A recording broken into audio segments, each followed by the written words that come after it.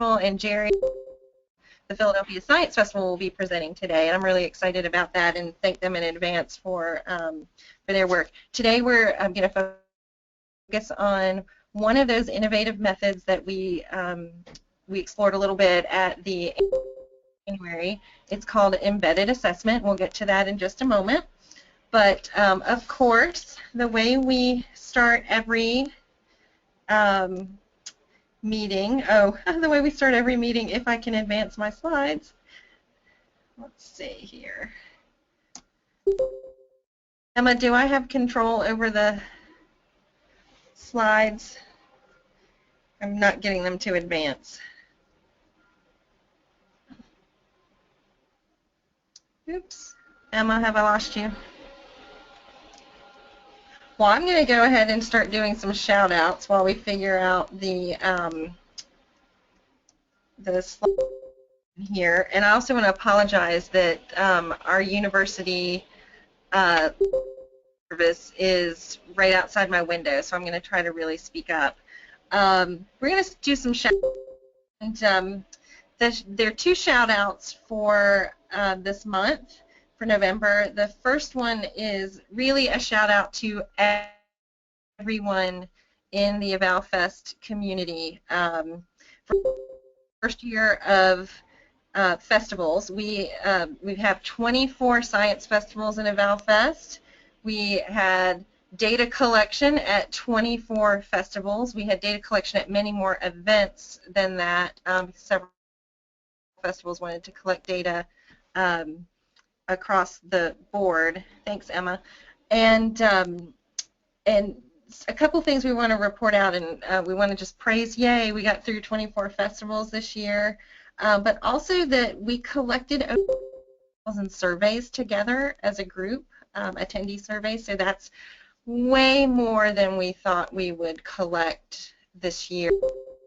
When we wrote this proposal back, several years ago, I think we had projected collecting about half that many, so we're doing great. I think we're going to have just a really rich set of data to evaluate as we go forward, and can't wait to start digging into these data and figuring out some festival impacts. We also wanted to shout out to everyone because there were no lost iPads.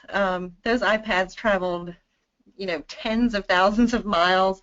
There were no shipping glitches that caused anyone not to get what they needed.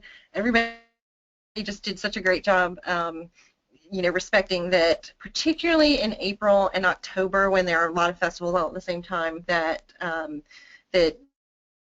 people really needed the iPads turned around quickly and sent to them, and that all happened. So fantastic, and thank you. I also want to make a second shout out this month specifically to Emma, because she facilitated all of the calendaring and shipping and troubleshooting on the spot when you got your iPads and maybe there was a surprise message that you needed to do something. You could call her and she would respond right away. So I wanted to make sure to publicly thank her for all of her work. So thank you, Emma.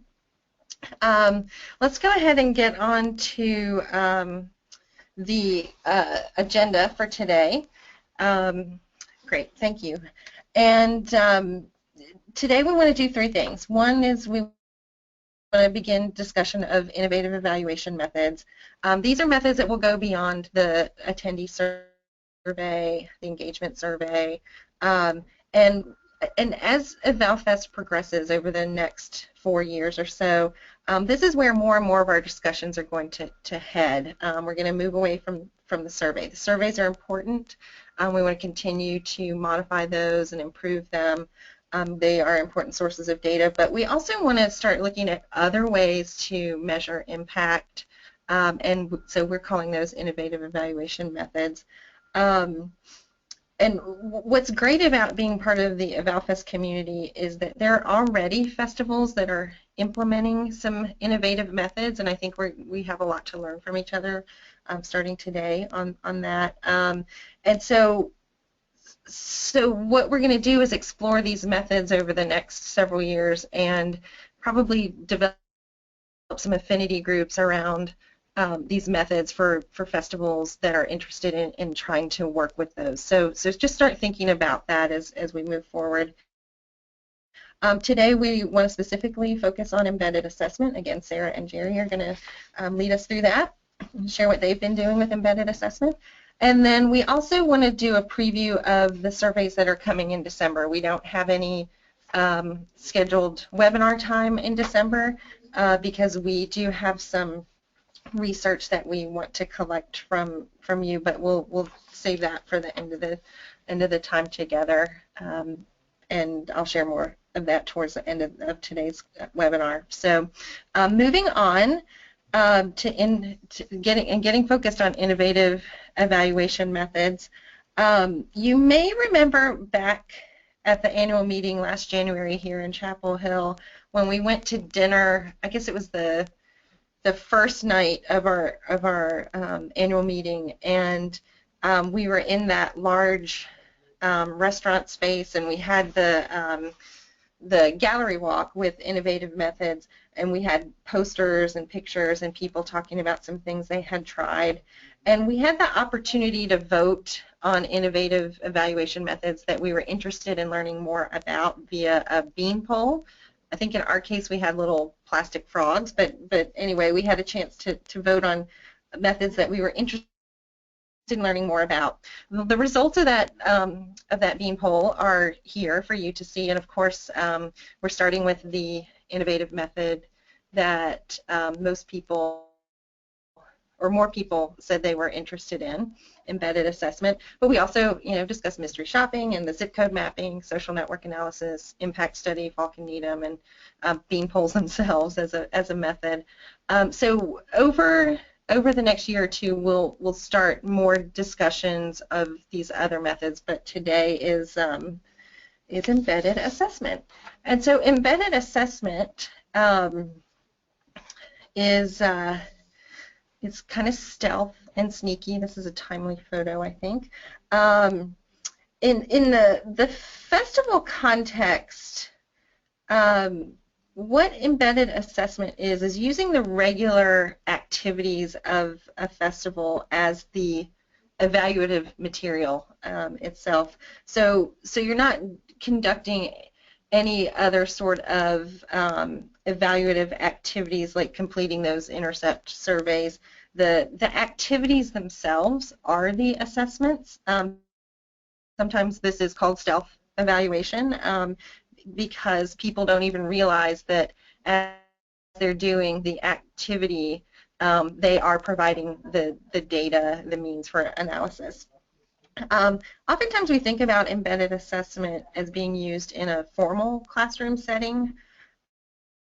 For example, sometimes teachers will assess student projects or student work or observe them in a performance task of some sort where, from the student's perspective, it feels like they're playing a game or building a volcano or, doing something that is fun and feels like an activity that requires that they're demonstrating skills and knowledge, but that there's not then a test given afterwards, that the teacher can assess the knowledge or skills during the course of observing the student doing the activity itself. So there are several festivals, I think, that are using the embedded assessment method in their festivals.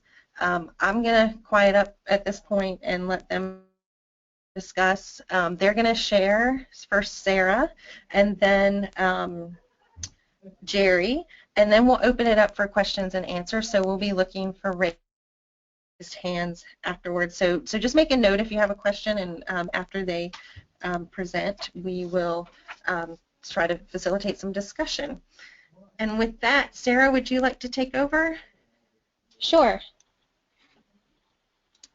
Thank you. How do I move? Am I moving the slides? No, we'll do it for you. Okay.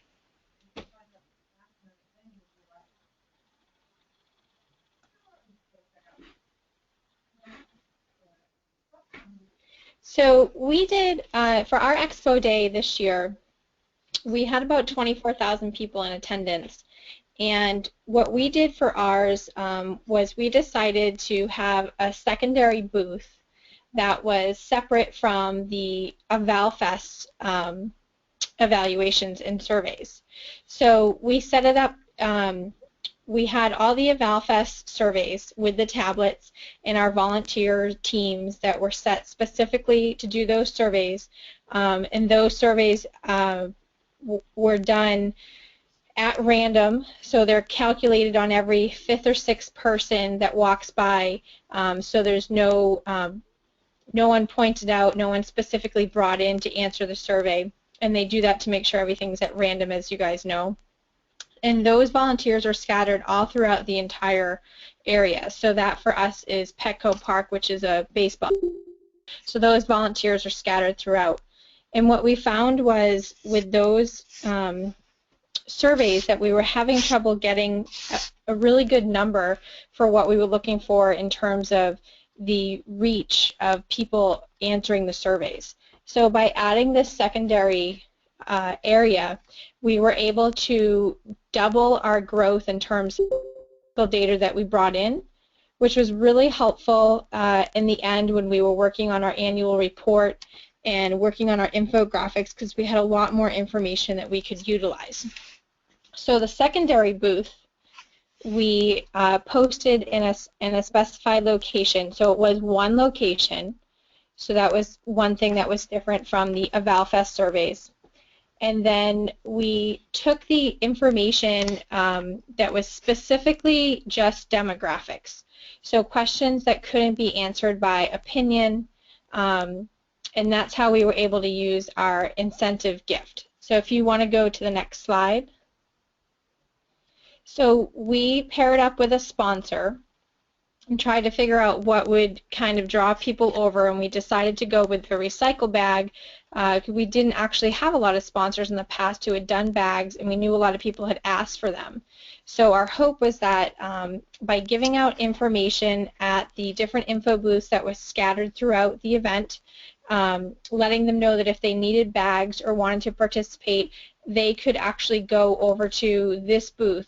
So on all of our maps and at all of our info booths, we were directing people to this information area that was specifically just the demographics booth. And as I said, that's separate from what we were doing with any of the other surveys of people that were asking around at random.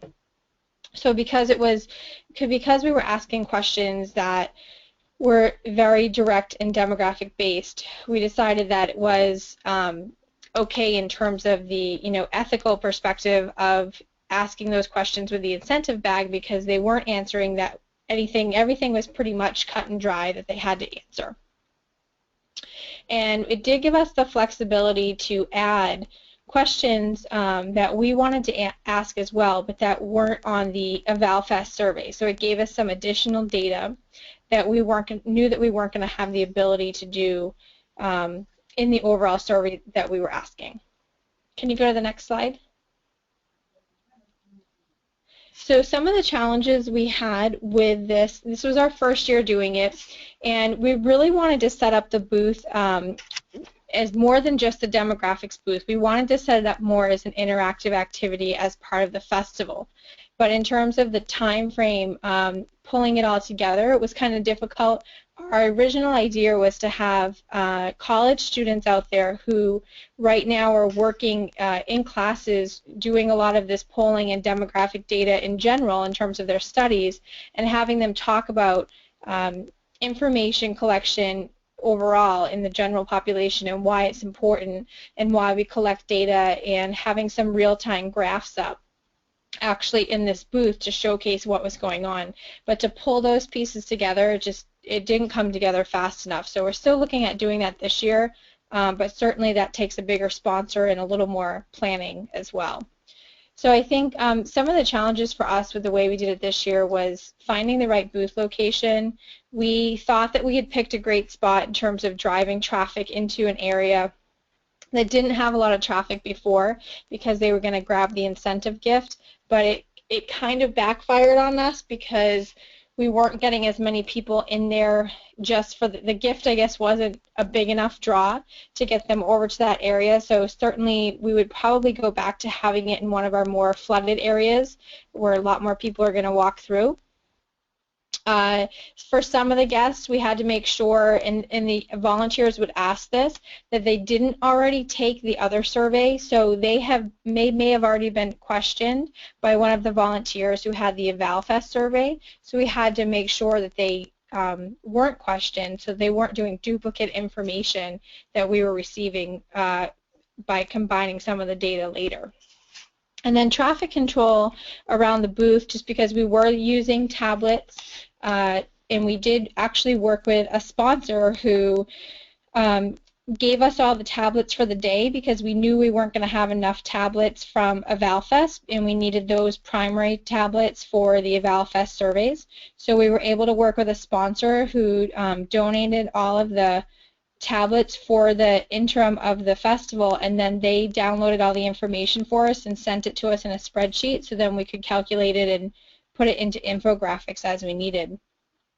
And then the other challenge we had was we really tried to, our intent was to make the survey a minute or less to really get people in and out of there, helping with the traffic control and just get a lot more people through. And I don't know if it was just the way the questions were being asked, or the conversations that were happening, but the average survey time was closer to 2.5, 3 minutes, which really was too long to get as many people as we were hoping to have through overall through the day. But even with that, we still had great results, like I said, doubling our overall numbers for the survey information for the entire day. So we're still really happy with it. Can you go to the next slide, please? So positive outcomes, as I mentioned, certainly increased data collection, adding to the diversity of information that we received overall, the ability to ask additional questions. So with not having to add time into the EvalFest surveys for those participants, we were able to add those other questions that we asked that were based on our regional area. And we did get higher attention from the attendees, so they knew that they were going to be receiving something, so they definitely paid attention when we asked the questions and walked through it with them. So we thought overall it was still a pretty positive experience to go through. And I think that pretty much sums it up. I don't know if you want to go on to Gerri, Emma, or Denise, if there's anything I missed in that. This is Denise. Could you give us a sense of what one of the questions was that you asked? Yes. So like an additional question, do you mean?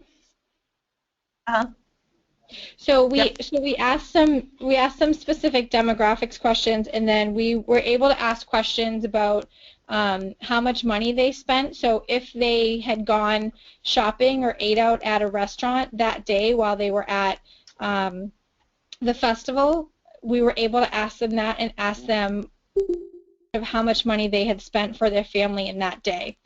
And we were able to ask them some more specific questions about their school districts and their schools that they were in, which we didn't have room for in the other surveys. So it helped us with a lot of the local information we were trying to attract.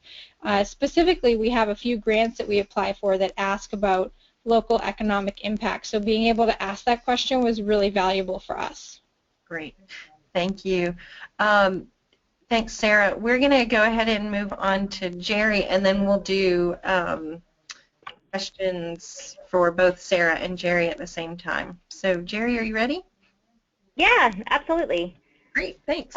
So we there we go. So we did something similar to what Sarah was describing in San Diego. We, for the first time ever, offered an incentive for providing, for giving some feedback and providing some data for us. So we saw an increase, massive increase. So 485%. It's insane.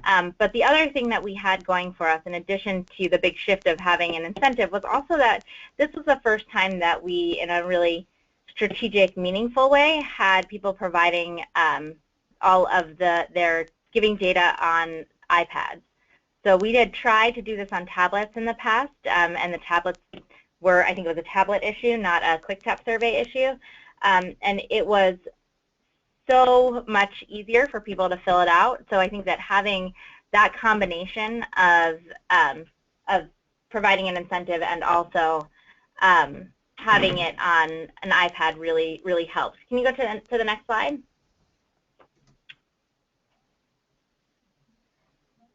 So the way that collected surveys this year was, oh wow, okay. So I'm going to keep going. Sorry. No, that's fine. So we had two places or two ways for people to fill out evaluations. So it wasn't completely embedded as an activity, but it was something that that people knew that they could. It was something that was completely incentivized. In the past, we'd given out, thousands and thousands of PSF bags at all of the different events, and specifically at the Science Carnival. And we realized that people really wanted them, so having it, using it as an incentive was going to really generate some interest. So we had two locations. We had, for every evaluation that was filled out, people got a green bag, and we had a tent location for evaluations, and then we also had a number of people walking around carrying the bags to give out once people filled out a survey. So if you go to the next slide, we talk a little bit about how we structured that. So the overall carnival footprint was divided into 7 sections with 2 evaluators in each section, and each evaluator had 1 or 2 tablets, Rachel? So each evaluator had 2 tablets that they could give to 2 attendees to fill out, and then we had 4 evaluators at the information table. All of the evaluators were volunteers who we provided a training for in the beginning of the day, and we had them working in 2 shifts. So we had a lot of people out doing this, and they were, as I said, carrying around lots of bright green bags, so people were interested in getting them, and we had created this behavior that people were always on the lookout for that free stuff, and this was a way for them to get it. If you go to the next slide, it wasn't perfect in that our respondents were self-selecting. It wasn't random, so we lost that randomization. All of our volunteers were in these PSF shirts as well, so it was easier to identify people who were administering the surveys. Multiple family members might complete the survey, so that can skew we were nervous that was skewing the results. Having the evaluators not as staff but as volunteers was something that we were also really concerned about. Minda had given a training around how you ask people, how you randomize, but knowing that they were volunteers and not staff and not necessarily people who had done this in the past, we were nervous and that our data would be skewed. And then also the timing of the evaluation. So we were starting the evaluations at the festival or the carnival started at 10, and we started to have people out around 11:30. We got a lot of feedback that people were saying, "Oh, I just got here. How can I give feedback yet?" So that we had a number of incomplete surveys that we had to go through and remove from the overall data. I think that in the future, I would love for it to be attached to an activity of some kind. The other thing that was really a challenge that I didn't put here is that our survey was long. So it took, Rachel, how long did it take everybody to? 2 to 3 minutes. So no less than 2 or 3 minutes. And it was a lot faster doing them on the iPad than it was to do them by hand, or even, but we had, with another tool. But it definitely added. It took a while. We had about 45,000 people at the event, and collected over 1,000 surveys, and we were beyond ecstatic about that because it was, as you saw, almost a 500% increase from what we'd done in the past. And we used to think that, a couple hundred was not so shabby. But we had 30 iPads, thanks, Emma.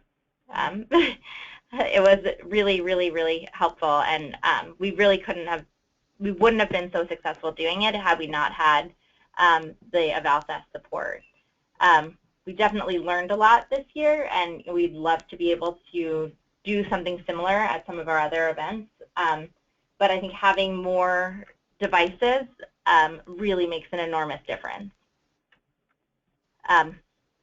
So I feel like that's it. It's not as sort of streamlined and it's embedded. It's definitely not stealth. When you put out that the stealth photo, I was like, we were the opposite of that. Yeah. We were walking around with neon, like that, so it was different. But it worked pretty well.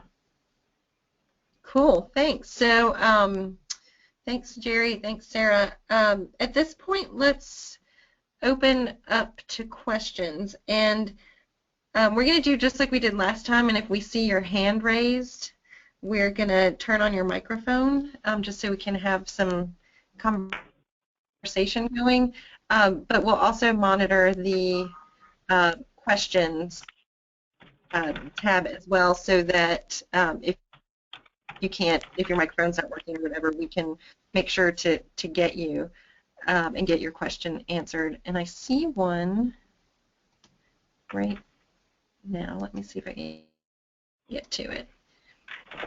Summer, are you able to ask your question verbally? Maybe. Can you hear me? Yeah. Oh, hey. I was just wondering about, so you said when you were setting up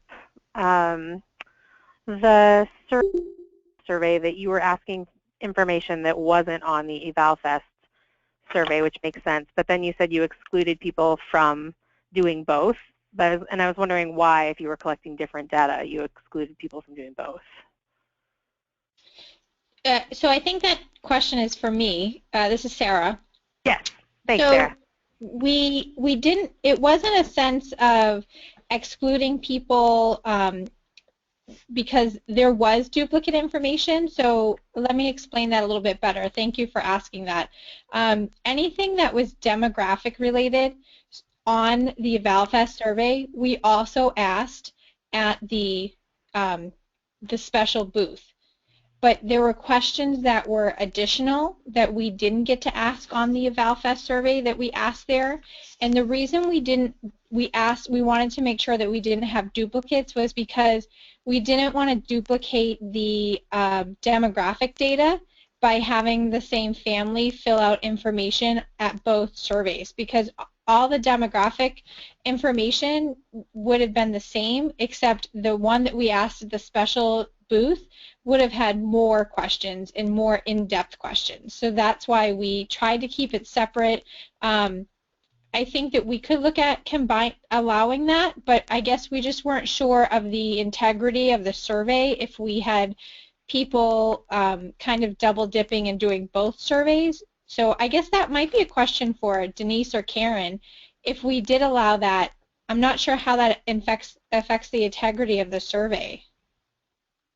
Yeah, Gerri and Karen actually, I think, had this discussion as a result of, Gerri, I think it was because you did have family groups, like multiple members of a family complete the survey. There was a discussion around this. Is that correct? Yeah, we actually, the reason why our data was skewed was human error. Actually, when looking, it was analysis error. We thought that we had a huge number of, this is actually a valuable lesson that everyone can learn. We thought we had a huge number of Asian attendees and respondents, and we couldn't figure out it didn't seem like 70% of our audience was Asian. That was a lot. And then we realized much later, after a lot of discussion, that the way that our colleague had coded everything was he'd searched for a string of Asian, and that included Caucasians. So it counted all of the Caucasians or counted all the Caucasians and the Asians. So that's why it was so high. And it was really embarrassing for all of us. And now I just shared it with all of you, so it's extra embarrassing.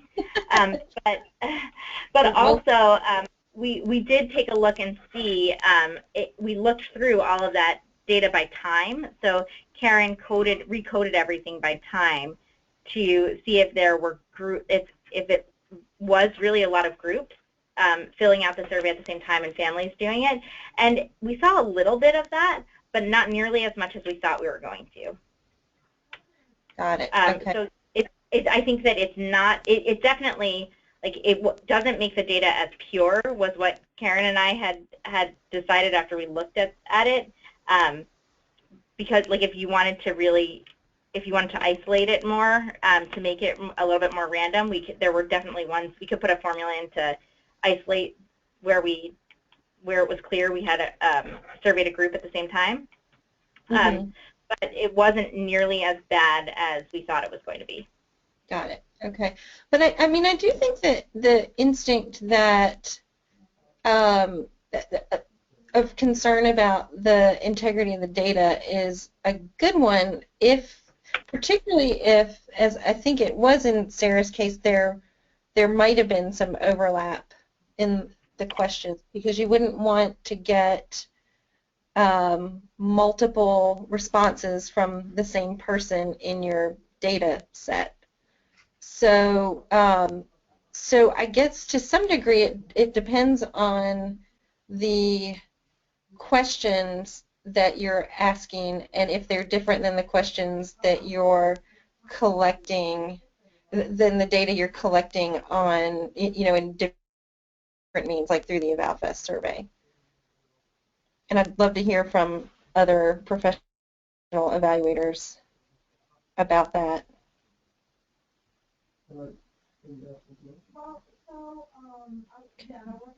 And I'm looking at other questions. So, so John Poss, I think you have a question. Do you want to? Oh yeah, just curious as to the kinds of stuff you had in the incentive bags.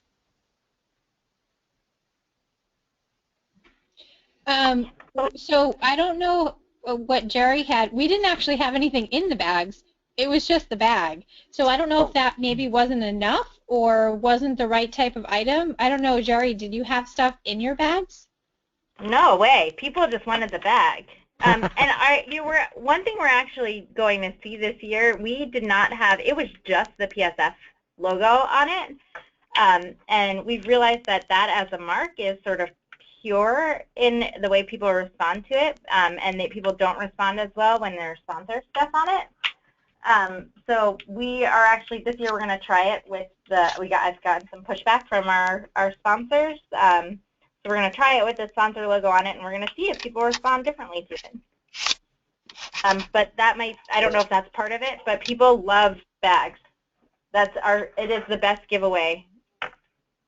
I mean, as you guys know, I really like to order things that have our logo on it, and bags are the ones that people respond to the most. Good to know. I've also heard from, and I don't know if there's anyone from the Atlanta Science Festival on the webinar, but the Atlanta Science Festival, I think, did a similar sort of thing, and instead of bags, they had this sticker that said, "I'm a data point," and I believe Jordan said that people were like killing each other to figure out how to get one of those stickers. And it became almost like a point of pride to be walking around the Atlanta Science Festival Expo with an "I'm a data point" sticker. So so at least in Atlanta, people really responded to that as well. And I don't know if anyone from Atlanta's on and wants to say anything about that. All right, and I'm going to go ahead and move on. Gina, it looks like you have a question. Yeah. Great. Yeah. Are you there? Yeah. Can you hear me? Yeah. Okay. Yeah, so I was just confused by the definition of what an embedded assessment is and how these are embedded assessments. I mean, maybe this is a geeky question, but I thought embeddeds were one of them more stealthy, and these certainly aren't stealthy. I'm just confused. Yeah, no, I think Gerri actually raised that point as well, that that her activity was anything but stealthy. That they had neon on and we're kind of going out and talking with people. I think in the kind of classical, if you could call it that, use of the term embedded assessment, it is more stealthy in that people don't realize, the activity or performance task that they're doing is the data that's being collected and analyzed, and so in that sense, I think when Sara was saying that she had the initial plan, and Sara, I want you to speak to this, but your initial plan was more of a performance-based activity that just couldn't happen with the time and resource constraints this year, but you want to try for next year. Do you want Yes. to you say more? Thank you.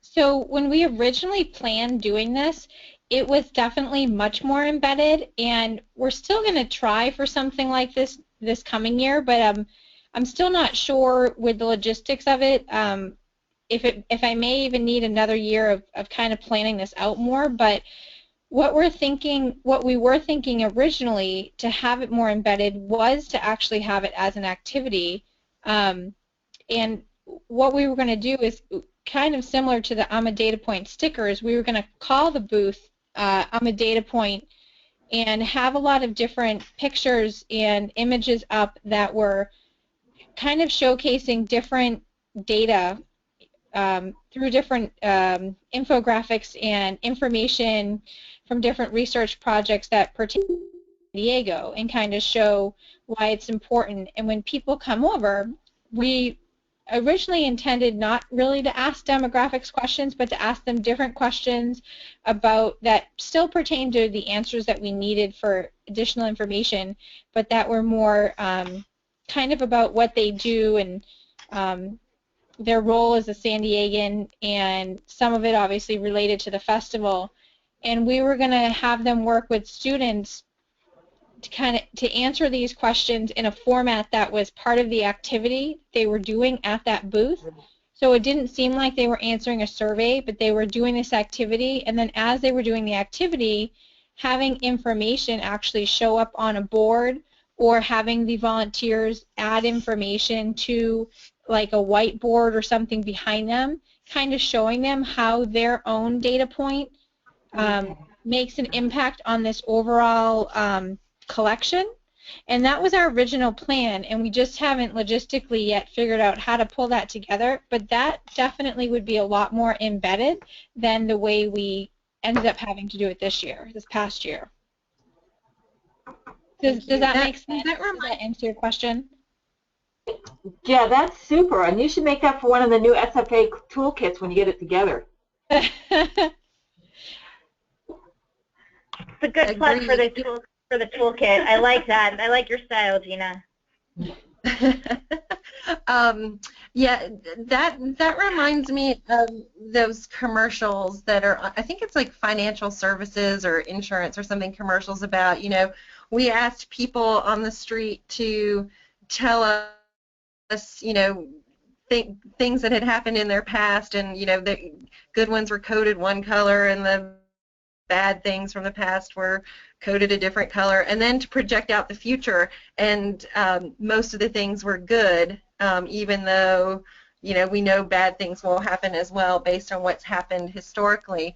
That the public presentation of those data and where you into that, if it's you could look at local issue-based questions, if that's important to you, and data that you might use to plan future festivals or guest speakers or presentations. So I can imagine in North Carolina we're having conversations with some of our programming around energy and we might ask some public polling questions about energy that could inform, programs that we offer in the future, or kinds of speakers we bring in.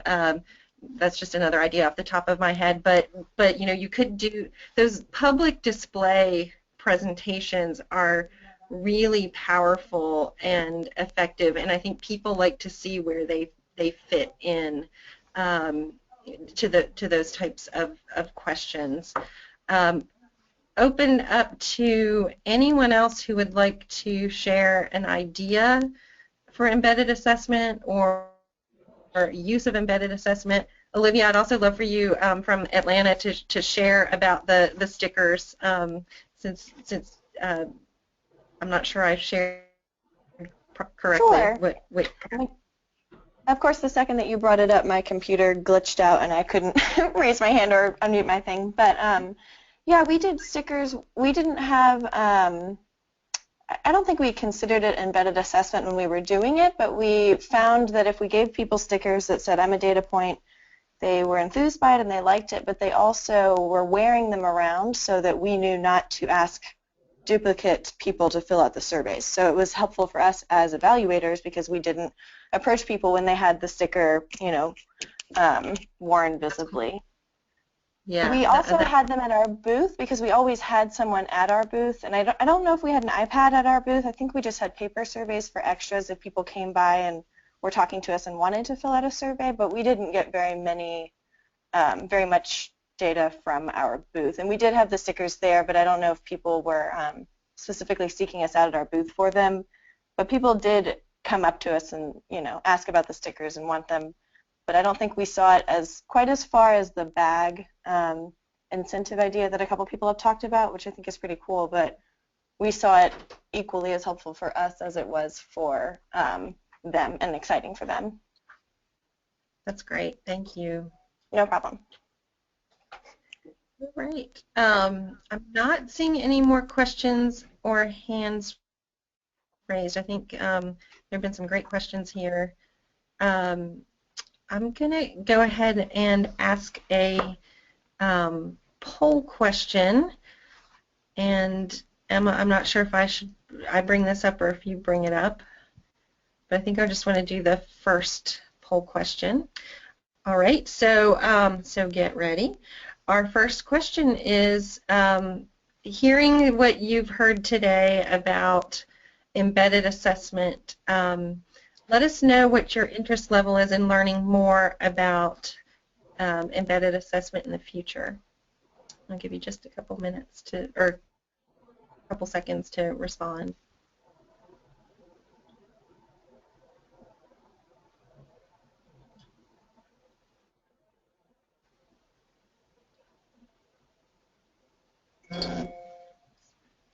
All right, so so it looks like we're right at the kind of half and half point there. Oh, I am sorry if I messed that up. Looks like about half of us are very interested in learning more about embedded assessment, and about half of us are a little bit interested. No one is not interested at all. So so these are great data for Catherine and Karen and Emma and I to have as we think about kind of next conversations in terms of these innovative methods. I think, Emma, I want to skip the second poll question, and move on to the third one,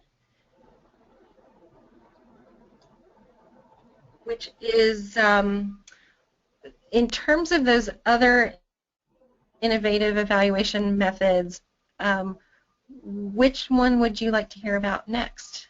Zip code mapping, mystery shopping, bean polls, social network analysis, and Falk and Needham impact study. No one for bean polls? Okay, great.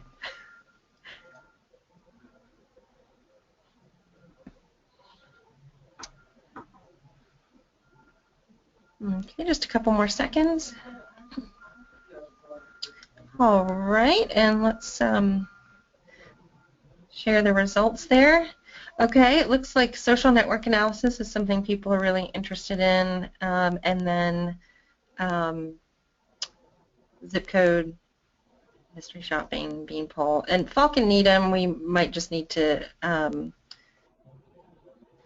describe a little more, and I think we'll do that next time because maybe that's skewing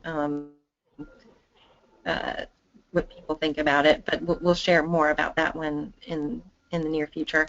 Okay, social network analysis. We'll start prepping something around social network analysis. If you have done any social network analysis, could you send us a note either on chat right now or on just shoot one of us an email so we would know to talk with you about social network analysis? We'll prepare something for our next innovative methods using social network analysis. Okay, I think this concludes the innovative methods part. I want to thank everyone who asked a question and volunteered some information, and I particularly want to thank Sara and Gerri for pulling presentation together and being willing to share what worked well as what didn't and what we can all learn from should we decide to move forward with embedded assessment in our own festivals.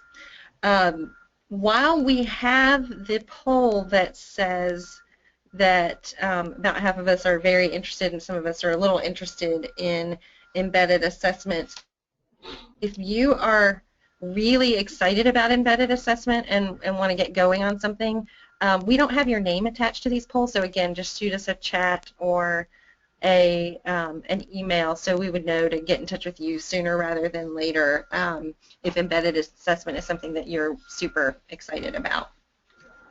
So thanks for that. And I think we're going to move on.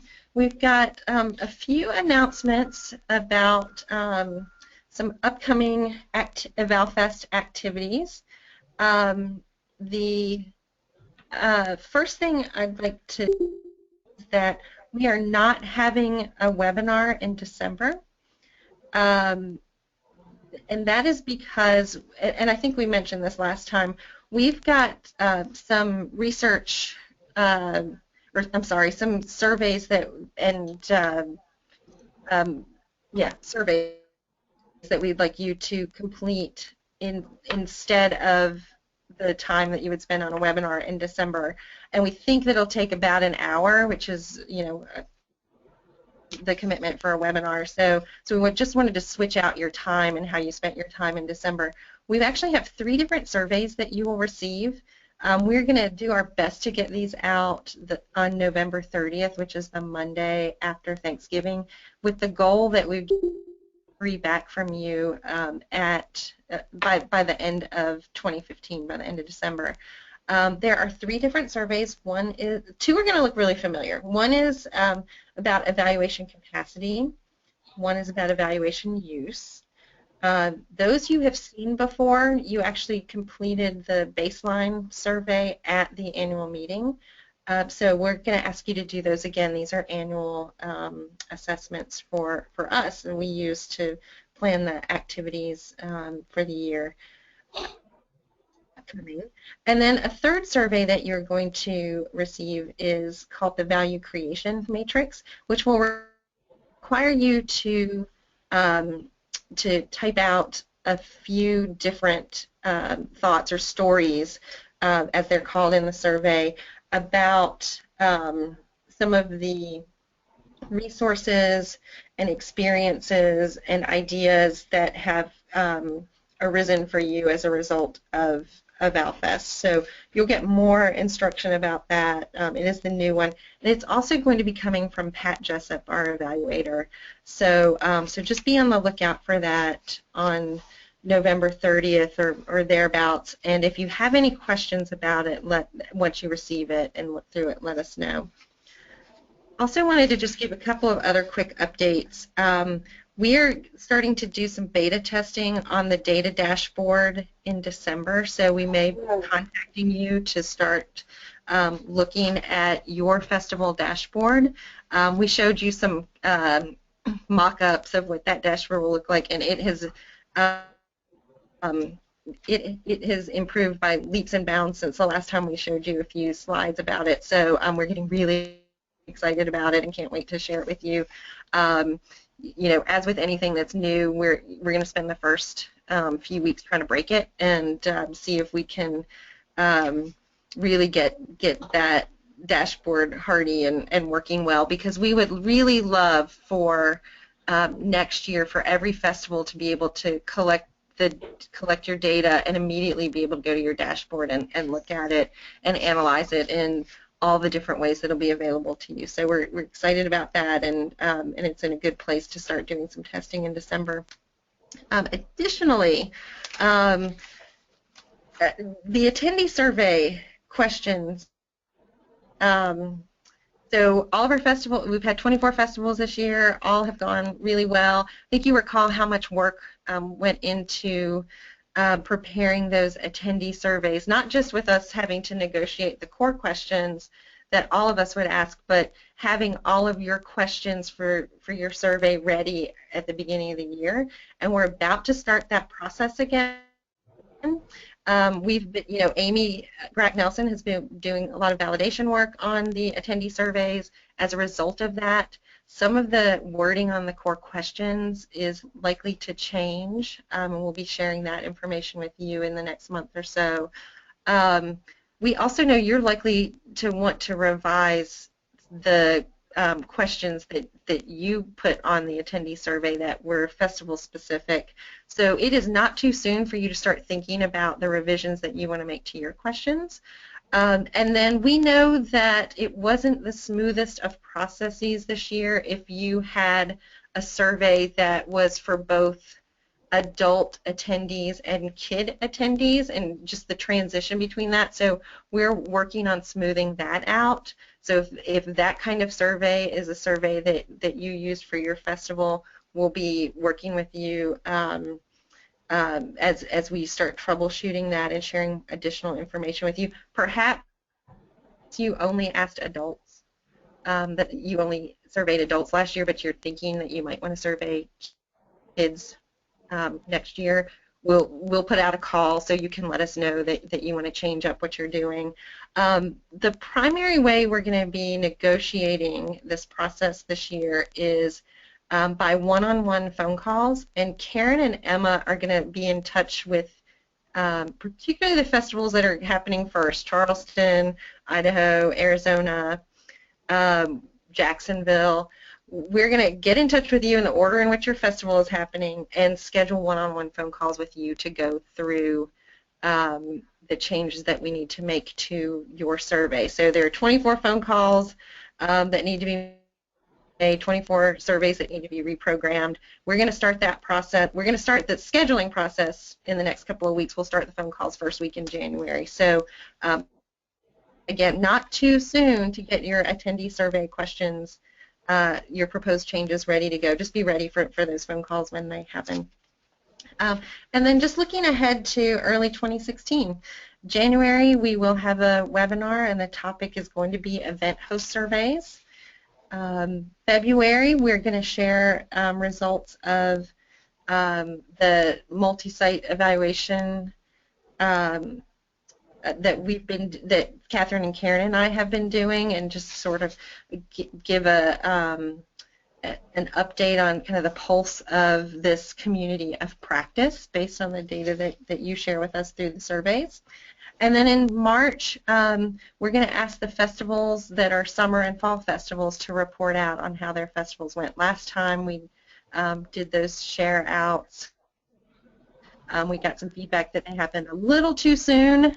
The spring festivals were expected to report out in early summer, and that was a little too soon. So, so we've put a few months between the end of the summer and fall festivals and next March, but we would like for you to report out, and we'll send you a template to facilitate how to do that, and we'll send that out in early 2016.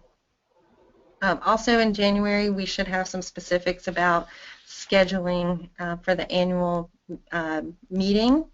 I think we've shared that it'll be as soon as IPSEC is over in June that we'll be starting the EvalFest annual meeting.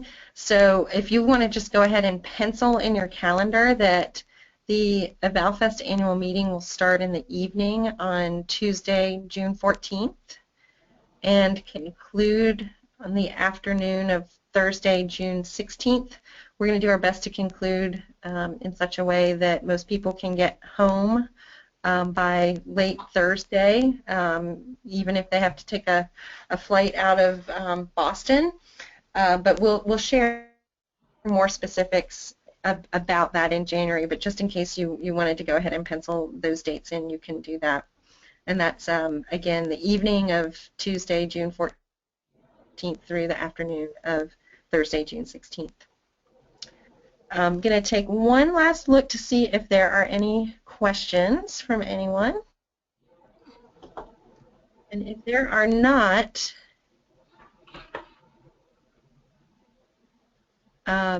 it doesn't look like there are any more questions just about what is upcoming. So we want to thank Sara and Gerri again for kind of leading the charge on the discussion about embedded assessment, and wish you all a happy Thanksgiving. And if we don't talk with you again before the end of the year, a happy holidays and New Year.